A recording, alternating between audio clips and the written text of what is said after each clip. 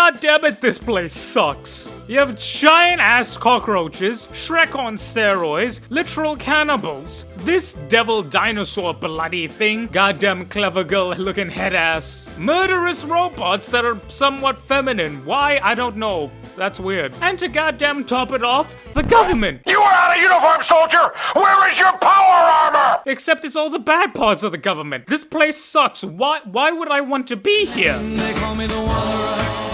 Yeah, the wanderer. I roam around. Sup? Whoa. What's that? Power armor? What do I need to like be in like something dumb to like get it? No, not really. You just gotta find it lying around somewhere. That's all? Well, you'll need training and a power source, well, depending on the game. And then this power armor makes me like invincible, right? Not exactly, but pretty close to invincible. I mean, against regular humans, yeah. You get jump packs and Gatling lasers. It's pretty sick. Okay, you know what? Maybe this place isn't that bad. But that's not the best part. What? The best part is the built-in radio. Uranium fever has gone and got me down. Uranium fever is spreading. Salutation Rangers, General Bradley 101 back at you again with some more lore. And today's video, boys and gals, we are taking a look at, for the first time, the beloved world of Fallout. I wonder if that music is copyright free. I'm gonna check that up, because if it is, I'm just gonna be playing bangers from New Vegas and goddamn Fallout 4. Fallout 4 is my baby. I love it. It does power armor right. I know New Vegas has a better story. I'll give you that. But, you know, I like Fallout 4. Piper Bisco, don't at me. Do not at me. Piper Bisco, shush. But in today's video, our first foray into Fallout lore, we're taking a look at one thing that everyone can agree on that Fallout does very well, and in my opinion, the bloody best: power armor. Because what is more Fallout than power armor, aside from like questionable moral choices and sex? There's a lot of that in Fallout. Am I talking about the sex or the questionable moral choices? The answer is C, both. There's a lot. Usually one leads to the other, depending on what your playthrough is. It could vary. But without any further ado, make sure to do the liking, commenting, sharing, subscribing, all that wonderful YouTube stuff, and comment down below before I even start about this, which is your favorite power armor. For me, it is the 260 and the Hellcat. Love me Hellcat. It's so chunky. So before I can explain to you why Fallout does power armor so good, but I think it's best for you guys to understand what even is power armor in regards to the Fallout universe. You see, power armor was created around the 2070s, at the height of the Sino-American War. You see, the Fallout timeline moved a little differently to ours. The whole Cold War thing went a little differently, and there was a surge in technology and evolution. This then leads to a weird type of a future that we have, in which the Fallout universe has powered armor, robots, nuclear fission, but still has TV in black and white, as well as smoking cigarettes. You know, and still has soda in glass bottles. We need to bring that back. It's oddly weird, and I kind of want it a little bit. But essentially what happened is resources were dwindling severely. Combine that with the fact of good old political ideologies, and that led to the Cold War going hot, aka the Sino-American War, which ended up with China invading Alaska and Anchorage. Also, America annexed Canada. Sorry, Canadians. But basically, in the Alaskan front, the Americans couldn't make any headway, mainly because their main armored spearhead formations got bogged down. The vehicles were too big, heavy, and clunky for the terrain itself, and it proved disastrous. Tanks don't really do too good in like frozen rivers and mountains. Combine that with the fact that America's logistics was in the gutter, and they were actually running out of oil in of itself to fuel the big chunky bastards. That then led to someone realizing that they needed the firepower and armor of a tank or IFV, but with the mobility as well as dexterity of a man. That then led them to creating the idea of power armor. You see, the first thing that came up was the idea of a fusion cell. Instead of being powered by gasoline and oil, which was rapidly diminishing, mind you, it was powered by a fusion cell, a stable type of fusion reactor that essentially had hundreds of years worth of power in it, and that could be plugged into a dual battery system within the suit and utilized in a variety of means. Thus, you then had the power armor frame. But while a frame is pretty solid, it's not exactly that tanky, and that's where the armor comes into power armor. Now here I'd like to make a little bit of a distinction. The first ever suit of powered armor is what's known as T-45 power armor, but I like to refer to this as powered armor rather than power armor. Now, why the distinction? You see, there was a lot of faults with the T-45. Westech, the guys who made it, were known for cutting corners and trying to make that very good bottom dollar, and thus the first series of power armor were notably being relatively shoddy, with the A and B variants being the most devastating. Of course, in the Fallout TV show, Go and watch it, by the way. Bloody fantastic. Cooper, the Ghoul, played by Walter Goggins, who does a fantastic job, explains one of these defects. Now, to my knowledge, this is something that was created just for the show, but it could be a case that it was originally in the lore. But it's something that expanded on the already pre-established canon of the 45 having defects, that being a weld line just below the chest that was incredibly weak. And I know that I saw some people complaining about it, but I mean, look at that. That is at least a 20mm saber round fired at near point-blank range. Like, come on. It's understandable. It's believable. I mean, I still think they did the Brotherhood a little dirty. I mean, those bastards are soldiers, but they're pretty smart soldiers. They definitely know how penis work. But that's neither here nor there. The reason why I make the distinction between T-45 as a powered armor was because it didn't really have all the bells and whistles. It was quite simply armor that was powered. It didn't have any fancy apparatuses, any specialty targeting system, nor was the armor anything special enough itself. It was just simply a big suit of chunky metal that could be powered, hence why I call it powered armor. But the powered armor did the trick, as it was able to stabilize the American front and blunt the Chinese assault immediately. However, America then decided to launch a counteroffensive, where the previously established design flaws came into being. You see, using a flawed weapon on the defensive, that's pretty okay. Trying to attack with the damn thing, that's a whole nother barrel of worms. And the American soldiers quickly found out that the T-45 had a lot of issues, and they quickly relayed that complaints to Washington, who themselves put on more pressure on West Tech to stop being goddamn greedy capitalists. Side note, for those of you wondering, Fallout is not part of the apocalypse genre, it is in fact part of the future dystopian genre with the massive megacorporations. Except in this case, the massive megacorporations are not on the brink of collapsing society, they already did that, because of greed. Fun fact. When we talk about the T-65 later, the first two people to get the damn thing were one, the Secret Service utilized by the American government, and the goddamn security forces of Nuka-Cola. Yes, Sci-Fi Coca-Cola had enough clout that it got military-grade weapons before the army did. But eventually, people realized that T-45 was exactly what it was. A stepping stone, a prototype that was hurriedly slapped together to give the boys something to fight with. But then there comes the refinement, the T-51 series. The T-51 series was an improvement in every single aspect, and is where we get the first true power armor of Fallout. Firstly, it was lined with a lamellar polyfilament composite. This essentially made it so that any form of ballistic weapons would be greatly reduced and diminished, including concussive as well as explosive forces. Secondly, the actual plate itself was lined with an electro-silver composite, meaning that any and all electrical or energy-based weapons would be reduced significantly by that lining before it even hit the main surface itself. Combine that with the fact that it had a built-in targeting HUD, communications package, waste disposal system, as well as enhanced and protected motors, and allegedly fixed all the issues with the shoddy welding and whatnot. Though again, as we saw in the show, the T-60 was so vulnerable to that, but considering that the T-60 is based off the T-45 and not the T-51, I don't know.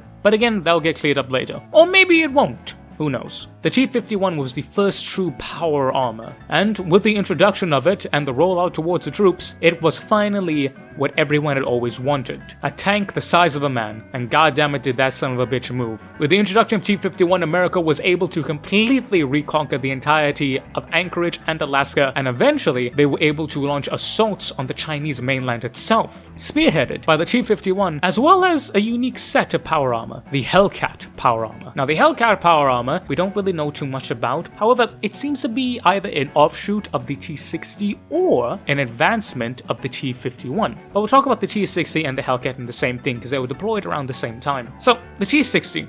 The T-60 is the next evolution and is essentially the T-45 on steroids. It fixed all the problems that the T-45 had and included many benefits like the T-51, including, as we mentioned, a fully hermetically sealed suit, increased radiation protection, waste disposal, as well as all the various bells and whistles, including improved servitors and just significantly better armor. Though the majority of T-60 suits would actually be deployed at home, in conjunction with newer models of the T-45 series, mainly as riot suppressions. As while the Americans were winning the war, and it was looking that there was going to be peace on the table, things at home got really rough. You see, instead of putting more effort and time into, focusing on the food shortages and the power shortages, which they could have easily done, but war is war, America put all its effort into the war, leading to its people rioting at home, which means that the old boys who fought to defend their homeland from being invaded in T-45 were then shipped home to then fight the same people that they were meant to protect in the same suits of T-45. It was a pretty bad time to be an American, and thus the T-60 were first deployed as this role, not as the true next generation frontline shock troopers that they were meant, but rather as peacekeepers. or enforces, a better term to use. So the T-60 didn't see mass rollout in production with only a few units being produced, until however the Brotherhood of Steel, which would eventually find a massive cache of T-60. It was at that point that they would then make the T-60 their standard suit of armor. As for the Hellcat power armor, the origins aren't really explained, but I feel that they give us enough hints so that we can put it together. It is confirmed in Fallout canon that there was indeed a group known as the Hellcat Division. The Hellcat Division was a mechanized armored force specializing in amphibious assaults, and it's quoted in the Fallout 4 trailer that mechanized Hellcats were pushing the Chinese out from the sea, aka mechanized Hellcats were performing amphibious assaults against mainland China. In addition to this, the Hellcat insignia has Mors ex mare, that is Latin with death from the sea, or death comes from the sea. Combine this with the fact that they became a mercenary company that were extremely well organized, extremely well disciplined, and heavily based off the US military at the time, and not to mention that the Hellcat power armor doesn't do that well against energy weapons and is pretty okay at radiological weapons, but is significantly better at heavy-duty ballistic-based ordnance, which is what primarily the Chinese used at the time, especially in their coastal defense operations. And combine the fact that generally speaking it is said to have better breathing apparatuses compared to the standard power armor, it makes sense that this chunky bastard is a special type of amphibious assault power armor used exclusively by the specialized mechanized amphibious assault division. Or at least that makes sense to me, and as I mentioned earlier, I love the damn thing. Look at it. It's so chunky. It's so menacing. The T-60 was always my favorite until you got the goddamn beautiful Hellcat here. Now, I love both the T-60 and the Hellcat in the same vein. It's kind of like the King Crab and Atlas from MechWarrior and Battletech. You know, the Atlas is really noble, that's like the T-60, but then you got the Hellcat and the King Crab, which is just menacing. If you want to take a picture, you choose the Atlas and the T-60. If you want to scare the fuck out of somebody, you go for the Hellcat and the King Crab, because goddamn it, look at that. It is mwah. Very good. But for those of you unfamiliar, during Fallout lore, there was something known as the Great War, which was not the Sino-American War. The Great War lasted approximately 2 hours and involved nukes. Every mother and their cat got nuked. Who did the nuking? Well, we don't know. There are two prevailing theories. One, China did it because they were getting their ass handed to them and they were sore losers. Understandable, could see it happening. Or, one that I personally subscribe to, Vault-Tec.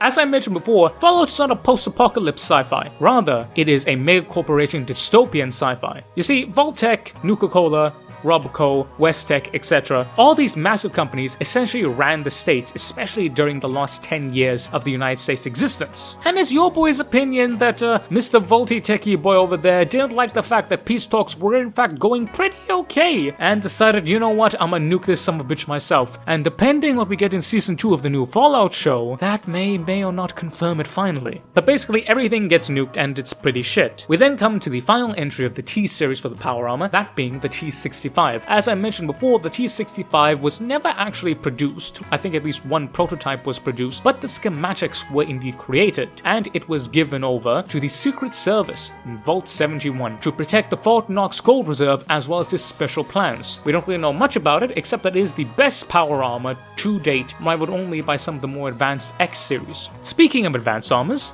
the X series. The X-01 power armor was originally envisioned as the beginning of the new age, the next generation of powered armor, and began development, again just before the Great War. A few suits would be produced, but it would only see mass production by the Enclave, or the Enclave of the United States, the remnants of the actual United States government that survived the post-war nuclear detonation. And the X-01 would be an advancement in every sense of the word. Better armor, better shielding, better technology, better everything, just general overall upgrade. It was the next gen version of power armor, and it would become the mainline armor utilized by all foot troops of the Enclave. It would see successive use and even spawn its own successor, the X-01 Mark II, not to be confused with the X-02. Speaking of the X-02, the Enclave would not rest upon their laurels. Instead, they would continue to upgrade and develop the armor until we get the X-02 power armor, known as the Black Devil power armor, mainly because of its foreboding face as well as its color scheme, which was usually jet black. This is again another suit of armor that was incredibly heavily upgraded, and in some cases known to utilize Tesla technology, aka lightning bolts. This means that any and all energy or electrical based weapons would be severely reduced, as well as charging its own devastating electric attacks attacks that could be delivered via melee usually, or through an apparatus like a rifle, with X-02 becoming the standard baseline used by all Enclave remnants. However, that would not be the end for the X series, as the final canon introduction would be the X-03, or the Hellfire armor, so named because it was designed specifically to withstand hilariously high temperatures, and due to this, it wielded massive plasma incinerator cannons that could quite literally melt standard steel in an instantaneous hit. It's kind of like a melter from 40k a little bit, so these boys would kind of be like eradicators. Salamanders would like that. I like it, and I am indeed a Salamanders fan.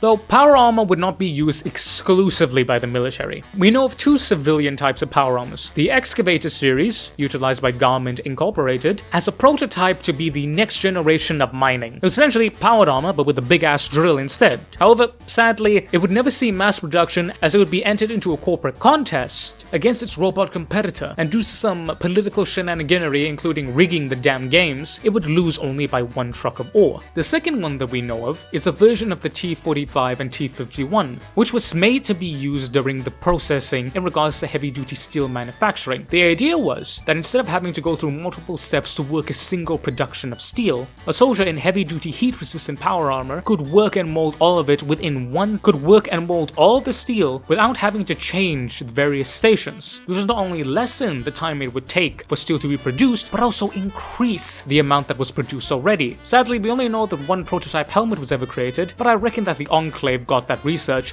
which then led them to developing the Hellfire. And finally, we then have Raider power armor. Raider power armor, also known as bastardized powered armor, mishmash power armor, or wasteland power armor, is essentially the remnants of power armor attached to a powered armor frame. In some cases, it may be the actual powered armor itself. In some cases, it may be a literal just scrap metal put together. It's a powered armor frame cobbled together in mishmash nonsense. It is generally speaking pretty bad in terms of power armor, but in terms of regular armor, it's pretty good. And those are just the gist of what power armor is, a little bit of lore and history in regards to it. And as I mentioned in the skit, power armor allows you to use heavy weapons, the most common being the minigun, missile launcher, as well as flak cannons. They also have a bit more exotic weaponry, such as the Tesla cannon, Gatling laser, and heavy incinerator.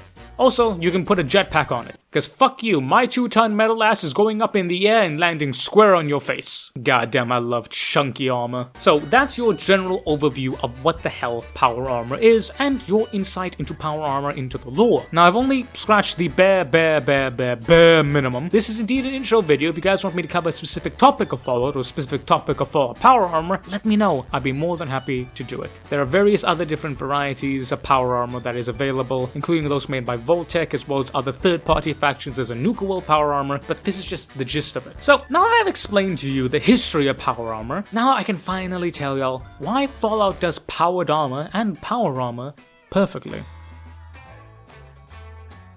So, power armor. Why does Fallout do power armor so good? And that's because Fallout strikes the balance to power armor. You see, depending on which IP you go to, power armor is one of those things that is either incredibly advanced and incredibly good, a la 40k, or it's something that is just barely cobbled together and you don't know, is it basically power armor, is it not power armor, like what exactly is this? Think about the Votomps. I know, weird obscure anime reference, but it's actually really good. Also, I mentioned earlier the differentiation between powered armor and power armor.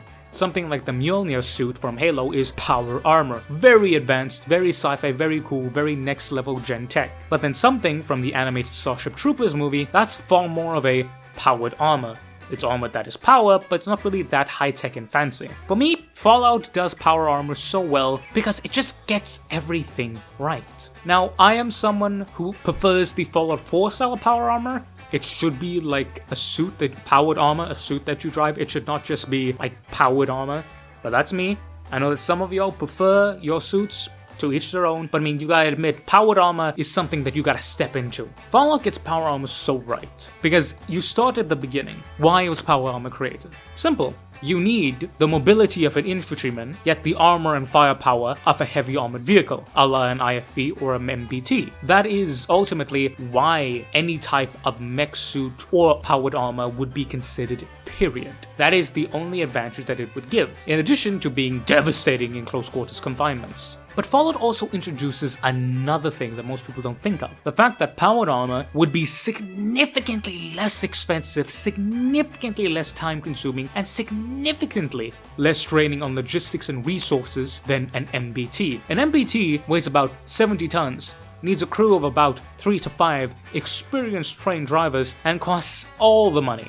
One single suit of powered armor would weigh a couple tons, need only one experienced trained driver, and cost not all the monies. Still cost monies, but not all of them. Meaning that it is a significantly less heavy investment into an MBT. And it makes sense why America at that time would throw everything they had into it, because it fixed all their problems. But more than that, we see that the T-45 was not the perfect end-all be-all. It was flawed. It was a prototype that was slapped together by a greedy corporation looking to get money, not really caring about who ran the goddamn state. And because of that, what we ended up getting was a vehicle that did the job pretty well, but when push came to shove, its weaknesses showed, and people paid their price for it with blood. We then come to the T-51, which was the first actual suit of power armor, the actual first thing that should have been, but it came much later, through trials, tribulations, and learning. We then get the T-60, the T-65, which were further upgrades. We get the Hellcat, which is specialization specifically for one role. We then get the Enclave power armor, which then takes it in a different direction, a more advanced version, but still, it changes it up. We notice that Enclave-style power armor is far more menacing. It's far more evil. Again, it shows that the Enclave is not the United States of old, but something completely different. We then have Raider power armor and Specialist power armors, unique power armors created by those who don't really know what they're doing, but they recognize the value the power armor has. Moreover, it's what power armor is in Fallout. It is incredibly easy to find a suit of power armor and use it. The thing is though, it is so difficult to maintain a suit of power armor. The NCR, for example, one of the biggest, if not the biggest nation, for now, we don't know what happened to them. Shady Sands got nuked, but they're still around, don't you worry. It's either that they just lost Shady Sands and that they're still holding on to New Vegas and everything's grandy, or they're basically been reduced to one city. We'll know it later again. Watch it, it's very good, I highly recommend the show. But they were willing to sacrifice the servos within power armor. One of the things that made power armor so deadly was its heavily utilized servo combat. They sacrificed it because it made it easier for their men to operate it and easier to maintain. That's a very significant piece of lore. Only people like the Enclave, the Brotherhood, or Hellcat Company, which were directly based and have their roots in pre-war America and have access to that technology, were able to maintain power armor in sufficient enough quantities to make a difference. Combine that with all the factors that power armor is just perfect. It conveys that sense of power, of prestige, of might. Yet at the same time, if you're wearing a suit of Raider power armor and you meet someone wearing a suit of T-60, your ass is getting handed 9 times out of 10. Hell, 10 times out of 10, because a dude wearing T-60 is most likely trained. I adore that Fallout 3 and New Vegas had the power armor training perk. You need to train in power armor. No regular gumbo can just use power armor and be good at it. You have to train in it, and you have to make sure that you know what you're doing. It shows so much that power armor is ultimately a vehicle. It's a tool. Training and discipline will take you so much farther than just being a brute and going unga bunga me smash. Another thing, the weapons that power armor uses. You can then use the big chunky heavy weapons, the minigun, the flak cannon, the missile launcher, the Tesla cannon, and then you become what power armor was meant to be. This big chunky heavy thing able to take hails of infantry fire and just lay low with heavy weapons. Or you could take an assault rifle. Not that bullshit one from Fallout 4 though. No, give me the service rifle from fucking New Vegas. Jesus Christ, Fallout 4, what the fuck is that? Or you could take something like an anti-material rifle. You get the biggest iron, aka the hunting revolver, my beloved, and you can use that. You can use it as a standard infantryman and be a close quarters monstrosity. You could be armed with a power fist or a super sledge. You could be armed with anything and still be effective if you know what you're doing. But at the same time, if you're just running there blindly and someone has enough missile launchers, you're gonna die real quick. It doesn't make you invincible, but if you know what you're doing, you become a terror on the battlefield. You combine all of these factors together. The fact that it's easy to find, yet so hard to maintain, although not really shown that much in the gameplay, but more in the lore, but this is a lore video. The fact that you can take whatever weapon you want, but again, you can see the different roles it was made for. You could be heavily armored infantry, or you could be a light tank, depending on the type of weapon that you use. And the fact that someone without power armor training can get their absolute ass handed to them by someone who knows what the fuck they're doing. Power armor in Fallout has a perfect, logical beginning, has a relatively logical conclusion, and everything in between makes sense. That's why wars like the Enclave versus the Brotherhood are so fascinating to me, because it is peer versus peer, and you get to see the true complexity of powered armor warfare. And the best thing about it is that power armor didn't replace tanks. IFVs and tanks were specifically designed so that power armor could be used around them. IFVs were made bigger to incorporate power armor in them. Power armor was recognized as not being the be-all and end-all, but a new tool to be utilized. An MBT was still an MBT, because let me tell you what, power armor is pretty solid, but it can't lug around a 150mm cannon. An MBT can do that though. Fallout 4 does power armor the best of any IP I've ever seen. Because in Warhammer, power armor is a legend. In Halo, power armor is unattainable. In Battletech, power armor is overshadowed by battle mechs. In Starship Troopers and Votoms, power armor is for cannon fodder. But in Fallout, power armor is the ultimate infantry tool. It is the ultimate personification of the trusty infantryman and his heavy rifle. But at the end of the day, you may be the best infantry, but you're still just infantry. A tank, artillery, and aircraft all have an advantage over you. But unlike regular infantry, you got more than just a prayer and hope against those three big bads. And with the radiation resistance, you even got some protection against nukes. But then again, there is nothing more Fallout than wearing your trusty T-45, strolling through the nuclear radiated wasteland on your way to a thriving city. Whether you're blasting tunes about those gentle people, whether you got spurs that jingle jangle, whether you're a wanderer going around, or whether you just want somebody to take you home the country roads. Power armor and a good old dog meat companion is everything the Wastelander infantryman needs.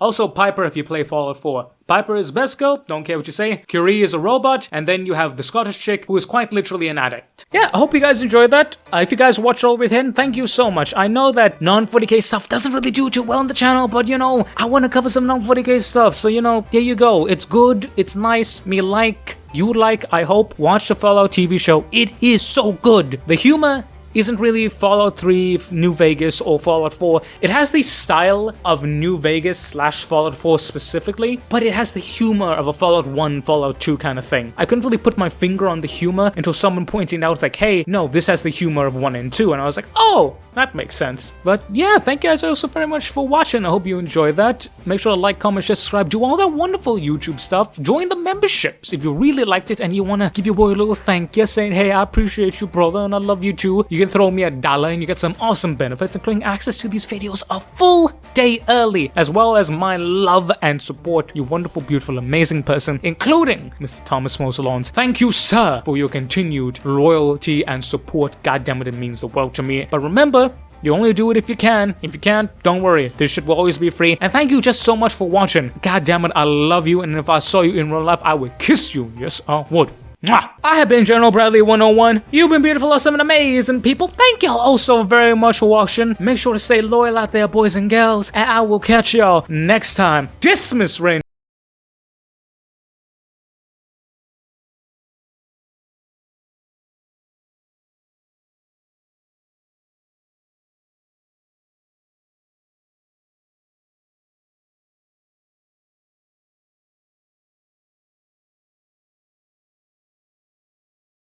Now, I know what you're thinking. No, I have never downloaded any goddamn sex mods for Piper. And now, I respect that. I'm not that type of gamer. Though there is the one mod that gives her lingerie. But that's it. Nothing else. Alright? Again, I'm respectful, but I'm also kind of horny. Not gonna lie to you, Chief. I've been alone for a couple of years now.